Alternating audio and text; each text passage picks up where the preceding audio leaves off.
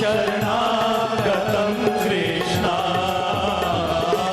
स्वागतं कृष्ण शरणागतं कृष्ण स्वागतं कृष्ण शरणागतं कृष्ण शरणागतं कृष्ण शरणागतं कृष्ण शरणागतं कृष्ण। बोलिए श्रीमन्नारायण भगवान की। देवता स्तुति करके लौट गए और अध सर्व गुणोपेत काल है परम शोभन है। भाद्रपद मास आया, कृष्ण पक्ष आया, अष्टमी तिथि आई, बुधवार आया, रोहिणी नक्षत्र आया, हर्षण योग आया, भवकरण आया, मध्य रात्रि का समय हो गया और सभी नियम बदल गए। जो चंद्रमा अष्टमी तिथि को चंद्रमा आधे रहते हैं, पर चंद्रमा भी पूर्णिमा की तरह दमकने लगे। अग्निहोत्र की ज्वालाएं रात्रि 12 बजे भी अपने आप ज्वलित हो उठी, प्रज्वलित हो उठी। जलाशयों के कमल खिलने लगे। रात्रि में कमल नहीं खिलते, पर आज रात्रि 12 बजे भी कमल खिलने लगे। जल मटमेला हो जाता है भाद्रपद मास में सरोवरों का, पर निर्मल जल बहने लगा। सरोवरों ने भी अपनी मलिनता त्याग दी। सारा का सारा प्रकृति स्वरूप अपने परम रूप में प्रतिष्ठित होने लगा। सारे नियम बदल गए और हवा भी शीतल मंद सुगंध बहने लगी। ठीक रात्रि के 12 बजे चतुर्भुज रूप में भगवान श्रीमन नारायण माँ देवकी और वसुदेव के समक्ष प्रकट हो गए। बोलिए श्रीमन नारायण भगवान की।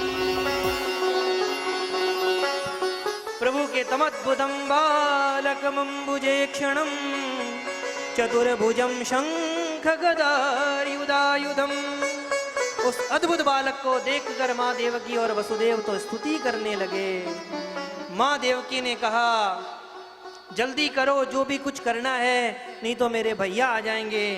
भगवान ने कहा, मैया चिंता मत करो, इस समय सुदर्शन चक्र लिए हुए हूँ, डरने की जरूरत नहीं है।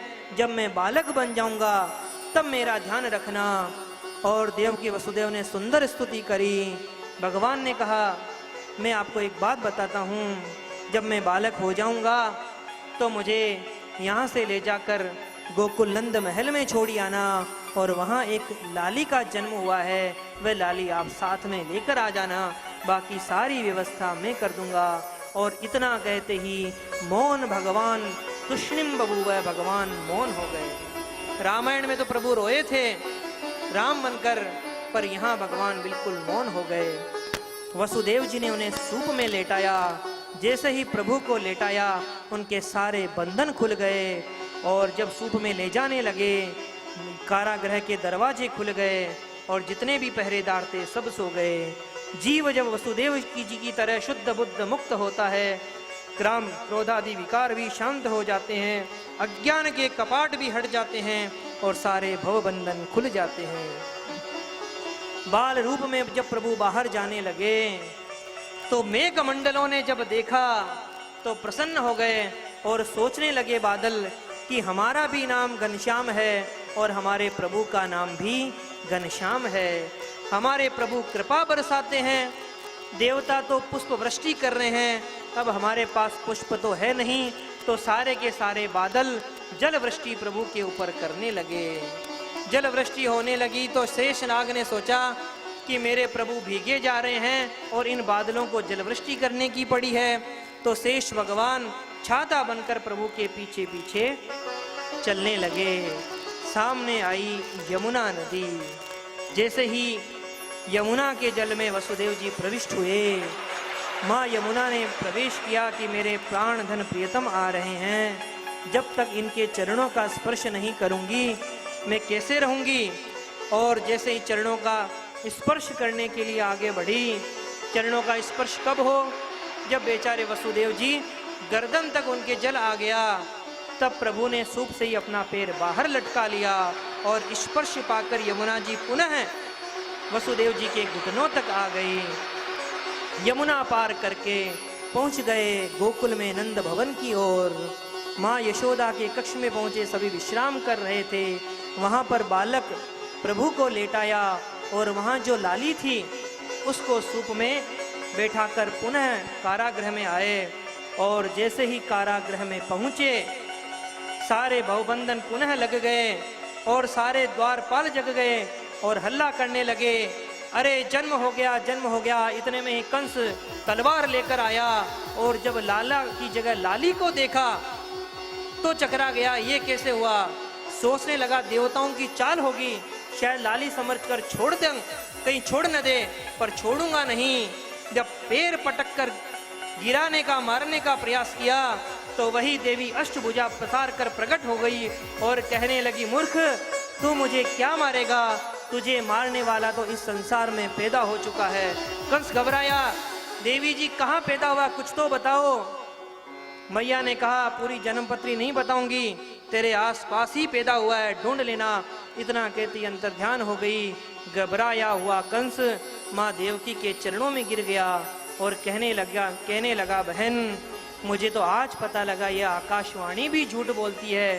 पहले तो कह रही थी तेरा लाल मेरा काल होगा, और अब आज कह रही है तेरा लाल जो मुझे मारने वाला है वो कहीं और पैदा हो गया। जो हुआ सो हुआ, मुझे क्षमा कर। और देवकी वसुदेव को बंधन से मुक्त कर दिया। पर पूरी चांडाल चौकड़ी को इकट्ठा किया और कहा, देखो आकाशवाणी की बात पर अगर विश्वास करे तो मेरा जो काल है वह अभी अभी पैदा हुआ है आसपास ही, तो 6 महीने के अंदर जितने भी बच्चे पैदा हुए हैं सबको मार दो। पूतना ने कहा, भैया ये काम मैं बखूबी जानती हूँ। और इधर ये काम पूतना को सौंप दिया। और अब हम 2 मिनट चलते हैं नंद भवन की। और इधर नंद बाबा 90 वर्ष के हो गए थे और माँ यशोदा 80 वर्ष की हो गई, पर इनके यहाँ कोई संतान नहीं हुई। एक बार संतों की मंडली इनके यहाँ भोजन प्रसाद पाने आई।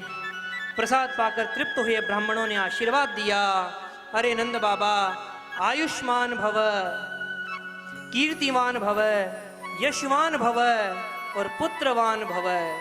नंद बाबा ने कहा, ये क्या आशीर्वाद दे रहे हो, 90 वर्ष हो गए, अब कहाँ पुत्र का योग, सुख का योग मेरे हो जीवन में है। संतों ने कहा, अब नंद बाबा संतों की वाणी तो ब्राह्मण परमात्मा की वाणी समझो, अगर ऐसी ही बात है तो हम खुद प्रयास करेंगे। और संतों ने कहा, नंद हम आज तेरा घर ही नहीं छोड़ेंगे जब तक भगवान की कृपा नहीं होगी। संतान गोपाल का पाठ करेंगे, मंत्र जपेंगे। नंद बाबा ने कहा, बड़ी अच्छी बात है। और संतों की वाणी सिद्ध करने भगवान की कृपा प्राप्त हुई और माँ यशोदा जी को परम लाभ एक दिन प्राप्त हुआ। और नंद बाबा प्रसन्न हो गए, अपनी बहन सुनंदा को लेकर आए। और आज रात्रि के समय में सब गहरी निद्रा में सोए हुए। माँ सुनंदा जी की नींद खुली, देखा दरवाजे खुले हैं। माँ यशोदा भी नहीं जगी, अंदर जाकर झांक कर देखा तो एक नील नीलधर की कांति के समान एक बालक किलकारी ले रहा है। जब तनिक पास में जाकर देखा तो खुशी का कोई ठिकाना नहीं रहा और भागते भागते पहुंच गई अपने भाई नंद के पास में, जो बेचारे यमुना किनारे माला जप रहे हैं। पर मंत्र कौन सा, अभी तो भयो ना आए, आगे पतो ना आए। बेचारे सारे मंत्र भूल गए और यही मंत्र जप रहे हैं। पर जोर से जाकर कहा, भैया बधाई हो, बधाई हो। नंद बाबा प्रसन्न हो गए, बोलने लगे, बहन कौन सी बधाई दे रहे हो।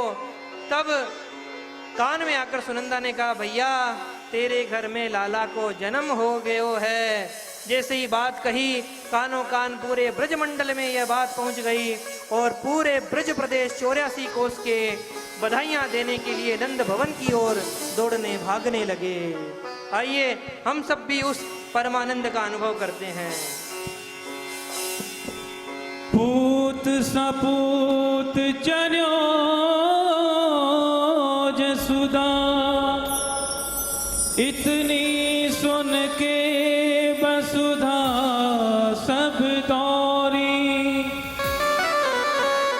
देवन के आनंद भय पुनिधा, गावत मंगल गौरी। नंद महीप इतना जो दियो, घनश्याम कुबेरहु की मति बोरी। मोहि देखत ब्रज ही लुटाए दियो, न बची बछिया छछिया न पिछोरी। जसोदा जायो ले लेना, मैं वेदन में सुन आई। जसोदा जायो ले लेना, मैं वेदन में सुन आई। मैं वेदन में सुन आई, पुराणन में सुन आई। मैं वेदन में सुन आई, पुराणन में सुन आई। यशोदा जायो ले लेना, मैं जमुना पे सुन आई। यशोदा जायो ले लेना, पुराणन में सुन आई।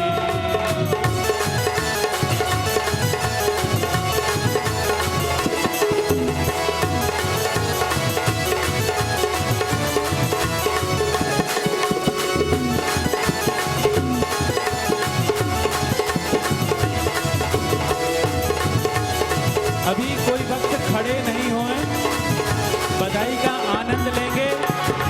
और बधाई के बाद जब हम गाएंगे नंद के आनंद भई जय कन्हैया लाल की, उस समय सब लुटाने का कार्य और नाचने का कार्य रहेगा। अरे मथुरा में यन जन्म लियो है, मथुरा में यन जन्म लियो है। अरे मथुरा में यन जन्म लियो है। मथुरा में यन जन्म लियो है। मथुरा में यन जन्म लियो है। मथुरा में यन जन्म लियो है। गोकुल में गोकुल में गोकुल में झूले पले नामे वेदन में सुन आई। गोकुल में झूले पलना, मैं वेदन में सुन आई। मैं वेदन में सुन आई, पुराणन में सुन आई। मैं वेदन में सुन आई, पुराणन में सुन आई। यशोदा जायो ले लेना, मैं वेदन में सुन आई। यशोदा जायो ललना, मैं वेदन में सुन आई। अरे काहे को यको बन्यो रे पालनो, काहे को याको बन्यो रे पालनो। अजी काहे को यको बन्यो रे पालनो। काहे को याको बन्यो रे पालनो। काहे को यको बन्यो रे पालनो। काहे को याको बन्यो रे पालनो। काहे के लागे पुदना, मैं वेदन में सुन आई। काहे के लागे पुदना, मैं वेदन में सुन आई। यशोदा जायो ले लेना, मैं वेदन में सुन आई। यशोदा जायो ललना, मैं वेदन में सुन आई। रतन जड़ित याको बन्यो रे पालनो। रतन जड़ित याको बन्यो रे पालनो। अजी रतन जड़ित याको बन्यो रे पालनो। अरे रतन जड़ित याको बन्यो रे पालनो। रेशम के लागे बुदना, मैं वेदन में सुन आई। रेशम के लागे बुदना, मैं वेदन में सुन आई। यशोदा जायो ले लेना, मैं वेदन में सुन आई। यशोदा जायो ललना, मैं वेदन में सुन आई। यशोदा जायो ले लेना, मैं वेदन में सुन आई। बोले नंद के लाला की। जय हो।